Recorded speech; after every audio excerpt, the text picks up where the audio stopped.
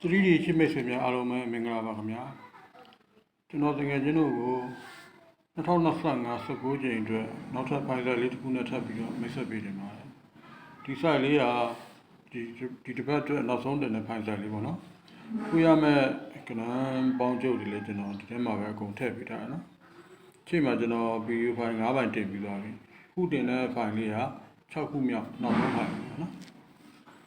ကဲဒီ site လေးကိုကျွန်တော်နဲ့အတူတစ်ချက်လိုက်ပြီးတော့လေ့လာကြည့်ကြည့်ပါဦးသူရဲ့ဖြစ်စဉ်အစဒီတစ်ပရိတ်5ပရိတ်တစ်ပရိတ်အဲ့သုံးခုတန်းတဲ့ဟာနော်တစ်ပရိတ်ရယ်5ပရိတ်ရယ်တစ်ပရိတ်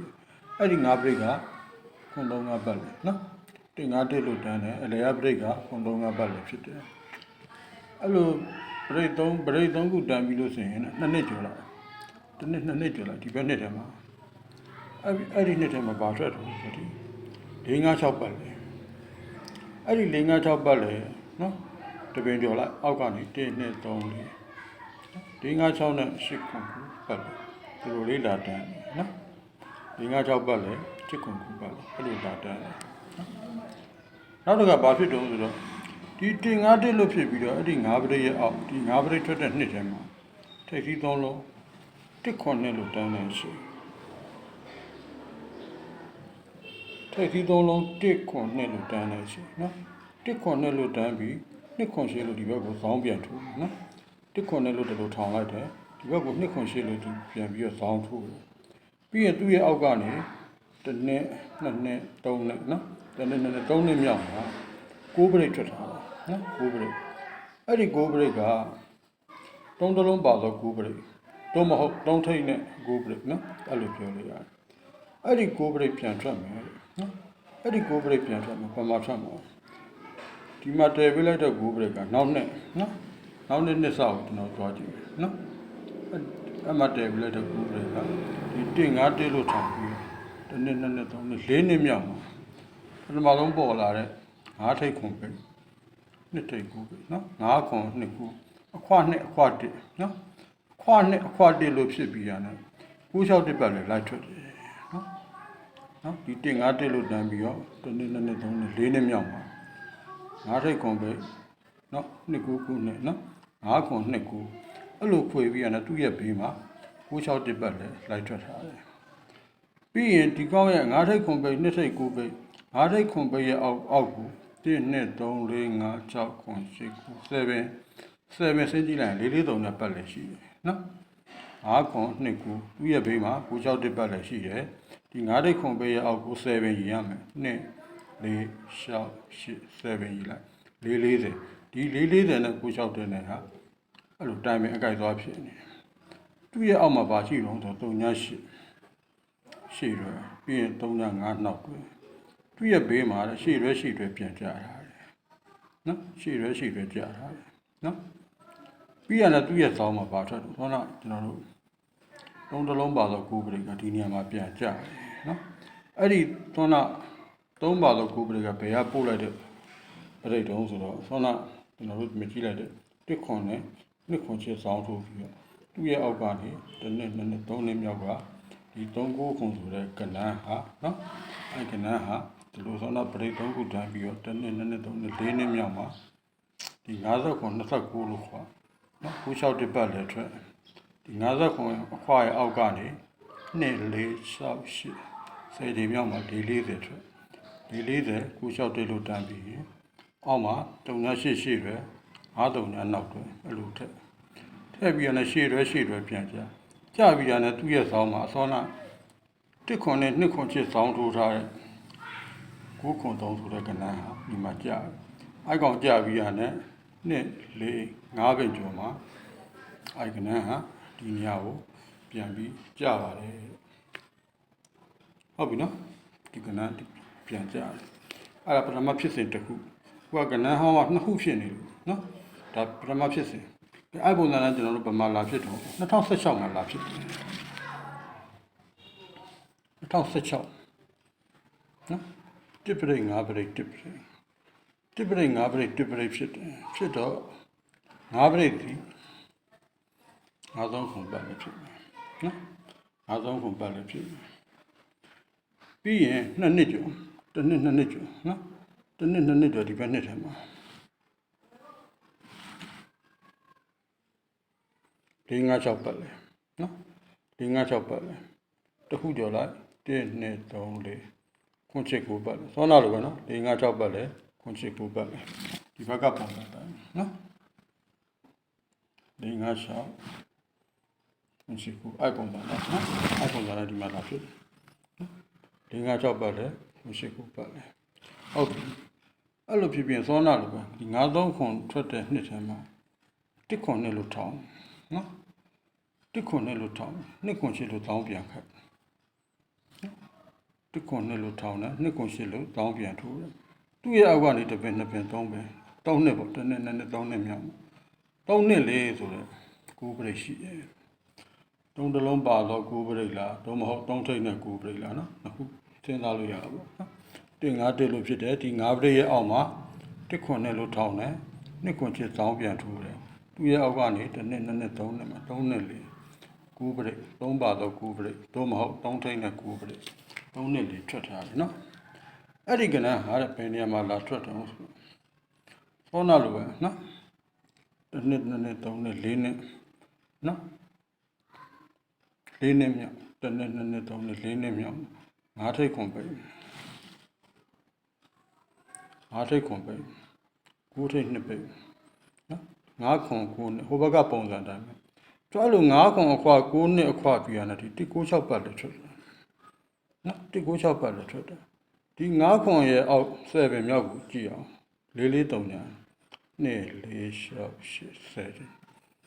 8 7မြောက်မှာဒီ443ညာပတ်လည်းရှိတယ်နော်9ခွန်ရဲ့အောက်2 4 6 8 7မြောက်မှာ43ညာလေး196ဒီ43ညာလေးနဲ့196ကအတိုင်းပဲအကဲပဲသူ့ရဲ့အောက်မှာရှေ့တွဲက80နောက်တွဲက3ညာ5အဲ့လို83ညာ5လို့ဖြစ်ပြီးတော့သူ့ရဲ့ဘေးမှာဒီရှေ့တွဲကအတွဲလိုက်ပြန်ကြ50ပြီးတော့မှသူ့ရဲ့သောမှာဆောင်းလာမှတ်ခဲ့တဲ့3နှစ်လေးဆိုတော့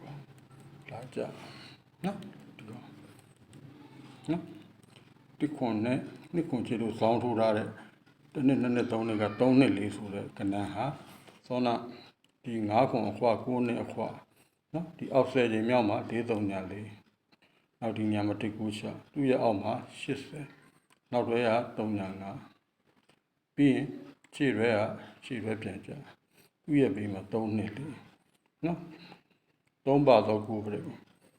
အဲ့ဒီ9ပရိတ်ကလည်း2ချိန်4ချိန်5ချိန်ကျော်မှပြန်ကြမှာအဲ့ဒါတနည်းနော်ဒါဒီဘက်ကပုံစံတိုင်းပဲနော်5ခွန်9နှစ်နော်961ဒီ9ခွန်ရအခု10ချိန်မြောက်2 4 6 8 10ချိန်မြောက်443ညာနဲ့961နဲ့တန်းဟိုည8ပြီးရင်နောက်တွဲ93ညာရှေ့ရွဲကြပြီးရင်9ခွန်3ကြာအဲ့ဒီ9ခွန်3ဟာ2ချိန်4ချိန်5ချိန်ကျော်ပြီးပြန်ကြနော်ဘယ်က9ခွန်3လို့ဆိုတော့ဒီဆောနာတင်9တက်လို့ထောင်ခဲ့တဲ့ပရိသုံးခုထောင်ခဲ့တဲ့အောက်ကနော်1ခွန်2ထောင်2ခွန်ချင်းရောင်းထိုးပြီးတော့သူ့ရဲ့အောက်1နှစ်2နှစ်3နှစ်မြောက်က3ခုနော်အဲ့ကောင်ဆောနာဖြစ်စဉ်ပြန်ကြပြီးတော့9ဘိတ်ပြန်ကြအဲ့ပထမဖြစ်နော်ဒီမှာလည်းတပုံစံပဲနော်တပုံစံနဲ့ပဲနော်1ခွန်နဲ့2ခွန်8ဒီနှစ်3လေးအဲ့ကောင်ဘယ်ချိန်မှပြန်ထုတ်တော့ဆိုတော့ဒီ443ညာ196တန်းဘာဖြစ်လို့တန်းတော့ဆိုဒီ9ခွန်9နှစ်ဖြစ်တာလို့နော်ဒီကောင်ရဲ့အောက်10ချိန်မှာဒီကောင်ရှိရဲ့ဒီကောင်ရှိပြီးရင်ရှေ့ရွဲ83ညာနောက်တွဲ93ညာရှေ့ရွဲလို့ကြာပြီးရင်ဒီမှာ3နှစ်လေးကိုပြန်ထုတ်ပြီးတော့မှအဲ့ကောင်က2ချိန်4ချိန်5ချိန်ကျော်မှပြန်ထွက်နော်အဲ့ဒါတနည်းအဲ့ဒါဒုတိယတနည်းကိုသွားကြည့်အောင်ဒုတိယတနည်းရုံးပြဆောနာကျွန်တော်ပြောဖို့ဟုတ်ပြီအခုတခါလည်းပဲကျွန်တော်ဟိုဖြစ်လာမယ်နော်အခုနောက်တစ်ခုကကြတော့တဲ့ဘယ်လိုတော့ဆိုတော့အဲ့လိုဒီ1 5တက်လို့ဖြစ်ပြီးတော့နော်1ပရိတ်5ပရိတ်1ပရိတ်ဖြစ်ပြီးတော့ဒီနောက်ကို3နှစ်ပြန်ဆို1နှစ်2နှစ်3နှစ်နော်1နှစ်3ဒီဘက်နှစ်ထဲမှာ2ထိပ်နဲ့4ထိပ်နဲ့တန်းနေရှိ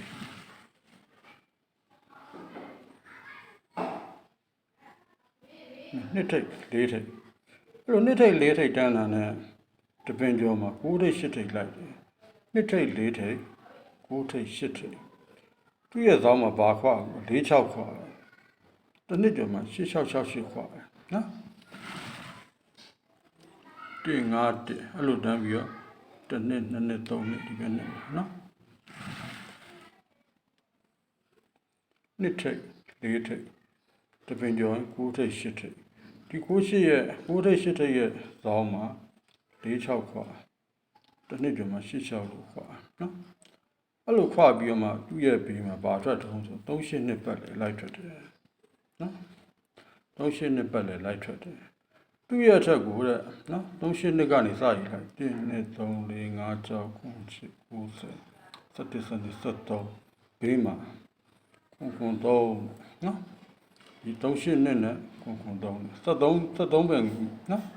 1 2 3 4 5 6 9 10 11 ပဲဘေးသူ့ရဲ့တစ်နှစ်ပြန်ဆုပ်လိုက်ရင်ဒီမှာ3-6-1နော်3-6-1လို့တန်းပေးတာအဲ့ဒီ3-6-1ကသူ့ရဲ့တပင်ကျော်လိုက်1 2 3 4ဒီမှာ3-6-1ဆိုပူပရိတ်ရှိတယ်အဲ့ဒီပူပရိတ်ကနော်နှစ်နှစ်ကျော်မှာဒီမှာ1-6-3လို့ထိုး1-6-3လို့ထိုးပြီးမှတပင်ကျော်မှာခွန်3အဲ့ဒီခွန်3ရဲ့ဒီဘက်73ချိန်ဆင်းရင်ဒီမှာနော်အဲ့ကောင်ရဲ့ဘေးမှာပါတယ်ရှိတော့46 86ပြီး2ရဲ့4ရဲ့9ရဲ့10ရဲ့ရှိနော်ပြီးတော့မှအဲ့ဒီ3-8နှစ်ရဲ့အထက်ကိုနော်3-8နှစ်ရဲ့အထက်ကိုဒီ3-8နှစ်ရဲ့အထက်တပင်3ပင်ပြီးရင်ဟိုဘက်ကို17နှစ်1 2 3 4 5 6 9 17အမ6-3-5ထွက်တယ်သူ့ရဲ့နှစ်ပင်ကျော်က6-3-5နော်ဒီကောင်ပဲကြာမှာလားဒါအပေါ်ကကောင်ကြာမှာလားနော်သူ့ရဲ့ဘေးမှာတဲ့ဒါလေးကနည်းနည်းရေးကြည့်ရ1-4ခွန်ထွက်တာ1-4ခွန်ဆိုတာတနည်းအားဖြင့်ပြောရင်ပေါင်းချင်း9ရယ်ပေါင်းချင်း1ရယ်ပေါင်းချင်း8ရယ်နော်ခြေကနန်းဆိုတာကနန်း3လုံးဖြစ်တဲ့အတွက်ပေါင်းချင်း3ခုရှိတယ်နော်ဒီ1-4ခွန်ဆိုတော့ပေါင်းချင်းက3ခုရှိတယ်9ရှိမယ်1ရှိမယ်8ရှိ9 1ရှိနော်ပေါင်းချင်း9 1 8ရှိနောက်တစ်ခါဟိုဘက်မှာကြာရင်လည်းသူကပေါင်းချင်း9 1 8ပဲနော်ပေါင်းချင်း9 1 8ပဲကြာပေါင်းချင်း9 1 8ဆိုတော့ဒီ1-4ခွန်အပြင်ပါရှိသေးတယ်1-4ခွန်နော်ပေါင်းချင်း9ပေါင်းချင်း1ပေါင်းချင်း81-4ခွန်အပြင်ပါရှိသေးတော့သူ့ရဲ့ပါဝါတွေပဲရှိတယ်1-4ခွန်ပါဝါပြောင်းလိုက်ရင်6-9နှစ်အဲ့ဒီ6-9နှစ်ဟာပေါင်းချင်း9ပေါင်းချင်း1ပေါင်းချင်း8တူတူပဲလေ9 1 8နော်ပေါင်းချင်း9 1 8နော်အလွယ်တကူစဉ်းစားလို့မရပါဝါ3လုံးချိန်လိုက်မှသူကအဲ့လိုပေါင်းချင်းအကုန်လုံးပါလာနော်သူ့ဘောဒီ9နှစ်10ကိုကြည့်လိုက်ခွန်ရယ်2ရယ်9ရယ်နော်ဒီပေါင်းချင်း9နှစ်9ပါတဲ့ကဏ္ဍတစ်ခွက်နောက်တစ်ခွက်ပြောပါဆိုရင်ဇက်ကနဲ့ဆိုတာပြောဖို့ခက်တယ်လေသူ့ရဲ့ပါဝါတွေအကုန်ချင်းလိုက်နော်3-5ခွန်ဆိုတာပေါင်းချင်းခွန်ရော2ခွန်9ရောပါနော်အဲ့ဒီဘောလေးနော်ကျတော့ကျွန်တော်ဒါလေးပြန်ပြောဦးမယ်နော်နှစ်ထိတ်4ထိတ်တပင်ကျော်9ထိတ်10ထိတ်သူ့ရဲ့ဇောင်းမှာ4-6ခွာတစ်နှစ်ကျော်မှာ86ခွာနော်သူ့ရဲ့ဇောင်းမှာ3-8နှစ်ပတ်လဲထွက်အဲ့ဒီ3-8နှစ်က1 2 3 4 5 6 9 10 11 13သူ့ရဲ့ဘေးမှာခွန်3ပတ်လဲထွက်နော်အဲ့ဒီခွန်3ရဲ့တစ်နှစ်ကျော်မှာ3-6-1ဆိုထိပ်စီး3လုံးတန်းပေးထားတယ်အဲ့ဒီထိပ်စီး3လုံးဟာသူ့ရဲ့တပင်ကျော်က1 2 3 4ဒီ6ဆုံး1ကိုပူစားပြီနော်ပြီးတော့မှဒီမှာခွန်3ထွက်ဒီခွန်3ရဲ့ဒီကိုပြန်ဆင်းရင်3-8နှစ်နော်အဲ့ဒီ3-8နှစ်ကိုတပင်3ပင်တက်ပြီးတော့ဒီဘက်ကို1 2 3 4 5 6ခွန်8 9 10 17ချိန်6-3-5နော်အဲ့6-3-5မလာခင်ချိန်မှာပေါင်းချင်း9 1 8ခဏရှိတယ်1 4ခွန်နဲ့6ခွန်နဲ့တစ်ခုခုရှိရမယ်ပြီးတော့မှဒီ6-3-5နော်အဲ့ဒီ6-3-5ဟာသူရဲ့နှစ်ပင်ကျော်ကဒီ6-3-5ပဲဟုတ်ပြီနော်ဟောနာပြောဖို့တခုမိသွားတာဒီခွန်3ဆိုတဲ့ကောင်ပါနော်အဲ့ခွန်3ဆိုတဲ့ကောင်ပါ3ခွန်ဆိုဒီနေ့ထဲမှာပြန်ထွက်ထားသေးတယ်နော်ဟောနာဒီ4 5 6 8ခွန်9ရဲ့2နှစ်ကျော် ပြန်ထွက်ထားပြီနော်ကဲဟုတ်အဲ့ပုံစံနဲ့ကျွန်တော်ဒီဘက်ကိုဆက်သွားကြည့်အောင်တစ်ပရိတ်5ပရိတ်တစ်ပရိတ်နော်တစ်ပရိတ်5ပရိတ်တစ်ပရိတ်ဒီဘက်ဒီ9-3ခွန်ရဲ့ဒီ1နဲ့3ဒီဘက်နှစ်ကိုသွားနှစ်ထိပ်4ထိပ်တန်းနဲ့ရှိနော်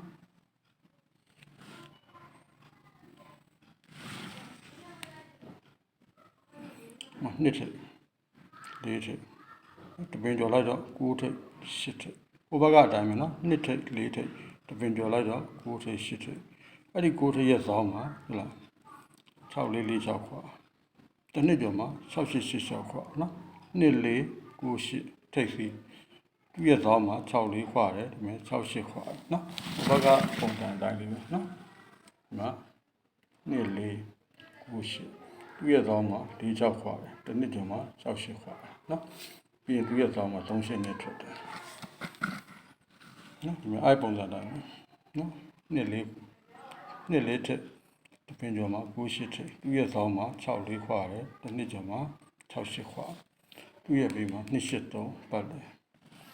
သူ့ထက်ကို73ချိန်တက်လိုက်1 2 3 4 5 6 9 10 11 12 13ဘေးမှာနော်ခွန်3ပတ်တယ်ခွန်3ခွန်ပတ်တယ်ထွက်အဲ့ခွန်3ခွန်ပတ်တယ်ထွက်ပြီးတော့သူ့ရဲ့တစ်နှစ်ကျော်မှာ914ဆိုပြီး10တန်းပြီးထားတယ်နော်အဲ့ဒီ10ဟာသူ့ရဲ့တပင်ကျော်1 2 3 4ဒီ4.5ကိုဒီ4.5ပြန်တန်းပြီးတာဟုတ်ပြီနော်ပြီးတော့မှဒီခွန်3ခွန်နော်ခွန်3ခွန်283နော်အဲ့လိုဆိုရင်ဒီ283ရဲ့အပေါ်တပင်ကနေဟိုဘက်ကို17နှစ်နော်17နှစ်ကြီးရ283တပင်ကျော်1 2 3 4 5 6ခွန်890နှစ်ဒီညမှာ936သူရဲ့အထက်နှစ်ပင်ပြောဒီ936ခဏကျွန်တော်ပြောခဲ့တဲ့အရေးကြီးရဆိုတဲ့ပေါင်းခြင်း9ပေါင်းခြင်း10ပေါင်းခြင်း1ဒီ96နှစ်ဆိုတာတနည်းအားဖြင့်1 4ခွန်မယ်ဒါတွေအကုန်လုံးကိုပါရှင်းလိုက်4ခွန်1ဆိုပြီးနော်ဘေးမှာပေါင်းခြင်း9 1 8ဆိုအဲ့ဒါလေးသူကထည့်ပြီးတာနော်အဲ့လိုပေါင်းခြင်း9 1 8လို့ထည့်ပြီးမှဒီ356ပါဒီရောက်ကိုပြန်ကြ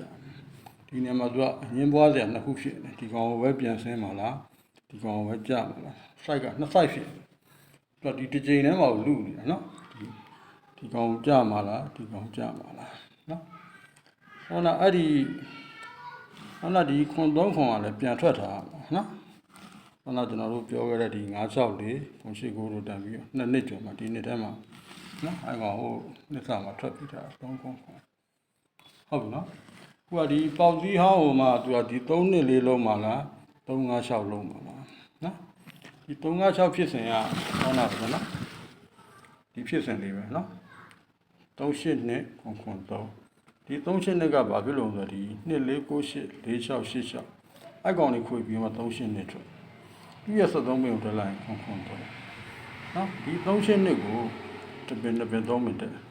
တက်ပြီးဟိုဘက်ကို17နှစ်1 2 3 4 5 6ခွန်890 17နှစ်နော်17နှစ်သူရဲ့ဘေးမှာတွေ့လားပေါင်းခြင်း9 1 8 4ခွန်6ကိုပြီးတော့မှဒီ63ကသူနှစ်ပင်ကျော်ကောနော်အဲ့ဒီ63ရဲ့အပေါ်မှာထွက်တဲ့368အဲ့ဒီ368က2နှစ်ကျော်ဒီထဲရောက်ကောနော်368က2နှစ်ကျော်ဒီထဲရောက်ကောအဲ့ပုံစံတိုင်းမှာသူကတပုံစံနဲ့ပဲလိုက်ရိုက်တယ်နှစ်4 98 64 68နော်သူရဲ့ဘေးမှာ283အဲ့ကောင်73မိနစ်တော့ဒီရောက်သွားတာနော်ဒေါနာဒီ30တန်းလာတယ်ပေါ့ပြီးတော့မှဒီကောင်ရဲ့အပေါ်ကိုတပင်3ပင်တက်ပြီးတော့ညာဘက်ကို17နှစ်1 2 3 4 5 6ခွန်890 17ဒီညမှာ936နှစ်ပင်ကျော်ကောင်သူ့ရဲ့ပင်မှာပါရှိတယ်96နှစ်ငါပေါင်းခြင်း9ပေါင်းခြင်း1ပေါင်းခြင်း8နော်1 4ခွန်ရဲ့ပါပါတယ်96နှစ်သူ့ရဲ့အထက်မှာထွက်ထားတဲ့9ခွန်8ဒီ2နှစ်ကျော်ဒီကဏ္ဍမဲ့လေနော်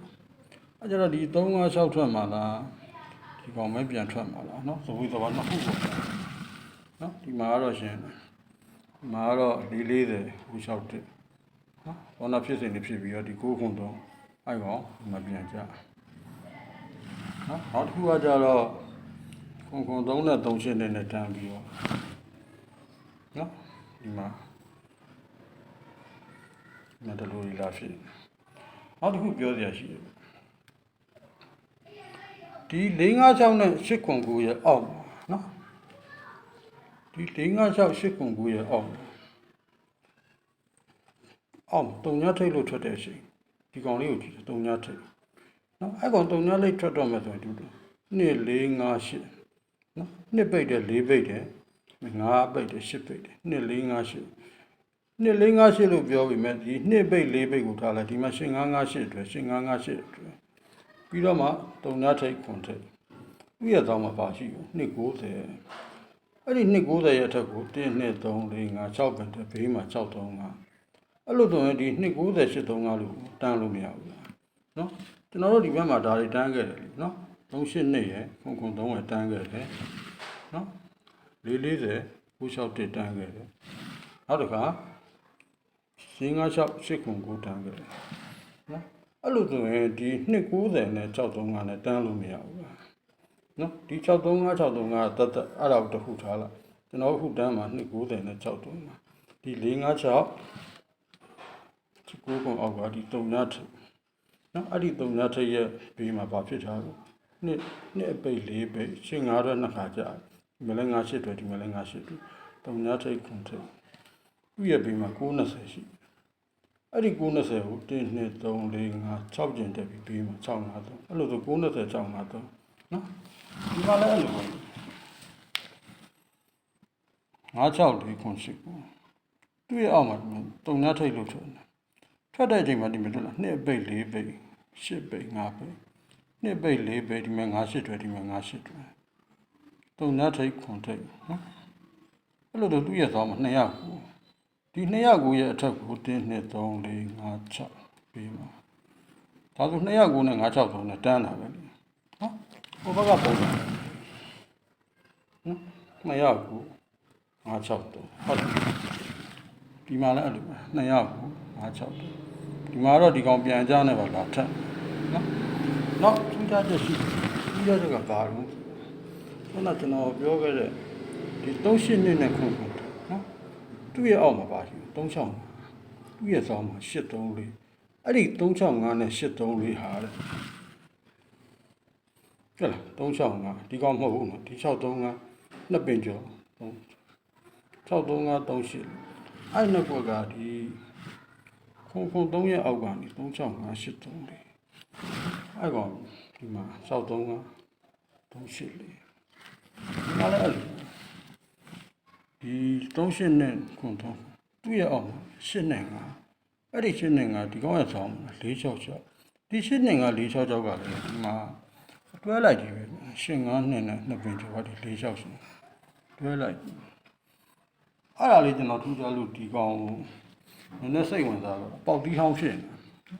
နှစ်ခုလုံးကအကျိန်လာလို့နော်တစ်ခုကဒီ3နှစ်လေးကိုဒီပြန်ကြာခိုင်းနောက်တစ်ခုက356ကိုဒီကြာခိုင်း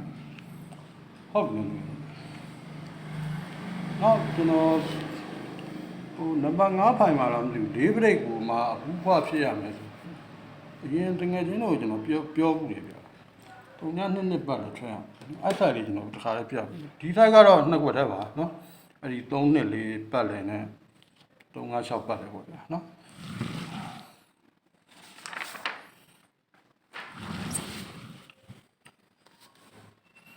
3ည2ပတ်လေကတော့လွယ်တယ်ဗျာနှစ်4 5လို့ထွက်တယ်နှစ်4 5ပတ်လေထွက်တယ်1 2 3 4 5 6 9နှစ်ကျော်တော့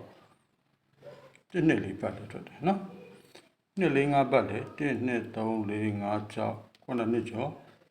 1နှစ်4ပတ်လေအကောင်တခါ9နှစ်ထပ်1 2 3 4 5 6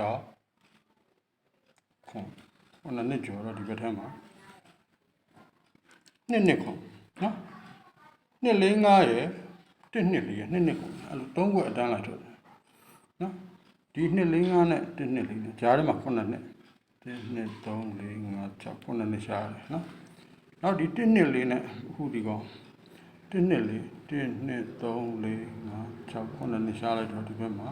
1နှစ်ခုအဲ့ဒီကောင်2နှစ်ခုလို့လိုက်ပြီးနောက်နှစ်ကို940ပတ်လေလိုက်တယ်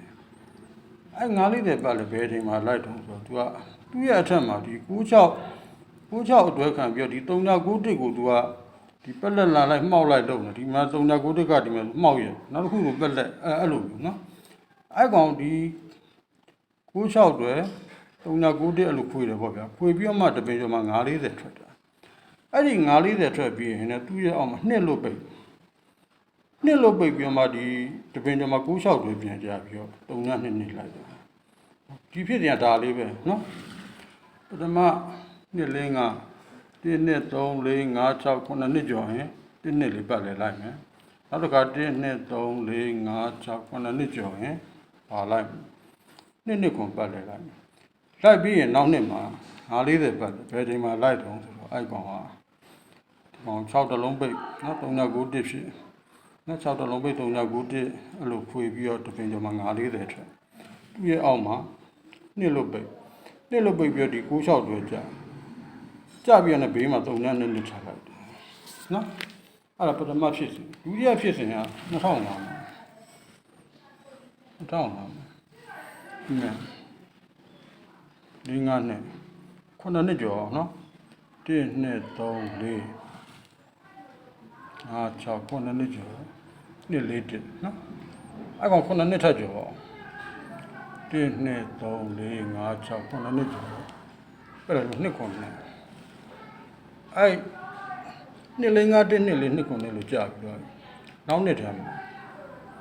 ဒီတော့ဒီမှာ6ပိတ်ပြီးတော့193ညာအဲ့လို193ညာခွေပြီးရတယ်တပင်ကျော်မှာ439ညာလိုက်အဲ့ဒီ439လိုက်ပြီးတော့သူ့ရဲ့အောက်မှာနှစ်ပိတ်ပြီးတော့တပင်ကျော်96လို့ကြာရတယ်နဲ့ဘေးမှာ200နှစ်ပတ်ပဲလိုက်တယ်အဲ့ဒါဒုတိယဖြစ်စဉ်နော်ဒုတိယဖြစ်စဉ်ဒါဒီမော်ရောင်လိုင်းနော်ဒီမော်ရောင်လိုင်းနော်တက်တိုက်လိုက်တာနှစ်လေးငါတစ်နှစ်လေးနော်နောက်ဒီမှာနှစ်ခွန်နဲ့940နောက်နှစ်ကို3နှစ်အခုအဲ့2000ဟိုဒုတိယတစ်ခုပြီးသွားနော်တတိယတစ်ခုကဒီမော်ရောင်ပြီးသွားပန်းရောင်လည်းအဲ့လိုပါ2000ခွန်မှာဖြစ်တယ်4နှစ်ငါ9နှစ်ကျော်လိုက်အောင်1 2 3 4 5 6 9နှစ်ကျော်တော့4နှစ်တည်းနော်9နှစ်ထပ်ကျော်1 2 3 4 5 6 9နှစ်ကျော်တွေ့လားနှစ်ခွန်နှစ်ပဲအဲ့လိုနှစ်ခွန်နှစ်3ခုအဲ့လိုတန်းပြီးသွားရင်နောက်နှစ်ကို6ပိတ်နော်190ထက်တပင်ကျော်မှာ940အဲ့ဒီ940ရဲ့အောက်မှာတဲ့နှစ်လွတ်ပိတ်ပြီးတော့တပင်ကျော်မှာ96တွေကြာတယ်နဲ့သူ့ရဲ့ဘေးမှာနှစ်20နော်အဲ့ဒါဖြစ်စဉ်3ခုအဝါရောင်ရဲ့လေမော်ရောင်ရဲ့ပန်းရောင်နောက်တော့အစိမ်းရောင်ကလည်းလာတည်ထားတယ်ဗျအစိမ်းရောင်2000ခုတွေ့လား4 5နှစ်1 2 3 4 5 6 9နှစ်ကျော်1နှစ်လေးနောက်တော့9နှစ်ထပ်ကျော်လား1 2 3 4 5 6 9နှစ်ကျော်နှစ်ခွန်နှစ်အဲ့လိုဆိုဒီ2026မှာ305လေးမွေးပြီးရင်ဒီဘက်ကို220မွေးအဲ့လိုနော်ဘာမှဖြစ်နေရတော့ငွေချင်းတွေသိပါပဲနော်2 4 5 1နှစ်လေးနော်အမှ2နှစ်ခွန်ပြီးရင်940နောက်နှစ်ကို220နောက်ဒီမော်ရောင်လိုက်4 5နှစ်2 4တက်အမှနှစ်ခွန်နဲ့အဲ့နှစ်ခွန်နဲ့ပြီးရင်နောက်နှစ်ကို450ပြီးရင်နောက်နှစ်ကို230နော်အပန်းရောင်လိုက်4နှစ်9နှစ်ကျော်တော့ဒီကိုရောက်တော့4နှစ်တက်နောက်တော့9နှစ်ထပ်ကျော်တော့နှစ်ခွန်နှစ်ပြီးရင်940နော်အဲ့940ကလည်းဒီ6ပိတ်190လို့ဖြစ်ပြီးမှာနော်နောက်ကဒီ940ရဲ့အောက်မှာ2ပိတ်96တယ်သူရဲ့ဘေးမှာ220နော်ဒါဟိုနေ့ကကျွန်တော်ပြဖို့ကမေ့သွားလို့ဒါနှစ်စတော့ကျွန်တော်ပြခဲ့ဘူးနော်ဟိုဒီတစ်ပတ်အဲ့4ပိတ်ကိုအပူးခွားနေဆိုအဲ့ကောင်တော့အကျုံးပဲနဲ့ခဏလေးပဲဒီတစ်ပတ်တော့ထိုးရမယ့်ကဏ္ဍနေကျွန်တော်ကြည့်ထားတာသင်ထားရရှိ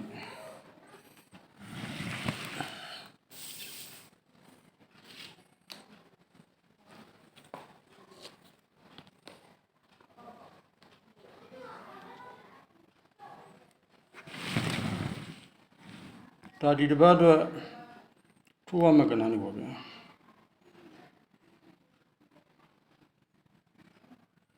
မြင်တော့မြင်ရပါသင်ငယ်ချင်းတွေနော် ဒီဘက်က site ကနည်းနည်းများသွားတော့ကနန်းကနည်းနည်းများသွားတယ်ပုံမှန်ဆိုရင်ကျွန်တော်ကမိန်းကွက်6ကွက်နဲ့ရန်ကွက်24ကွက်အကွက်30ထည့်တော့အခုကဒီမိန်းကွက်တင်10ကွက်လောက်ဖြစ်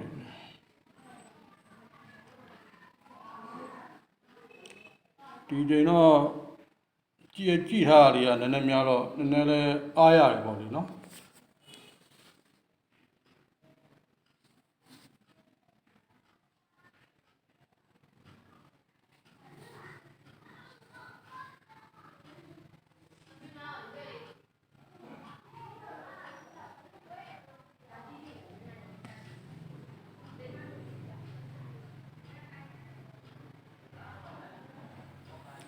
ဒီရှစ်လျှောက်နဲ့လည်းတကယ်ချင်းတို့သိရနော်335လည်းသိရ914လည်းသိရဒီ954ဒါ14ပြိတ်ကိုပူးခွားတယ်9ခွန်နဲ့969နော်9ပါပြီးတော့ပူးခွားဖြစ်ရမှာဆိုတာကျွန်တော်လည်းပြိတ်လိုင်းတွေပြခဲ့တယ်နော်ဗီဒီယိုဖိုင်9ထဲမှာလားအခုပြတာ220အခုဒီ936နဲ့43နဲ့နော်9ထိပ်နဲ့ဥစားပြီးပေါ့ဒါလေးတွေကတော့အရန်ကနန်းလေးတွေနော်ဒါလေးများလို့မထိုးချင်တော့ဒါလေးပဲထိုးလိုက်ပေါ့ဗျာနော်ကျွန်တော်တို့ကဒါသုံးလုံးဆိုတာအပိုင်တော့မသိရဘူးဒီလိုတူရစုတဲ့ပုံစံလေးတွေကို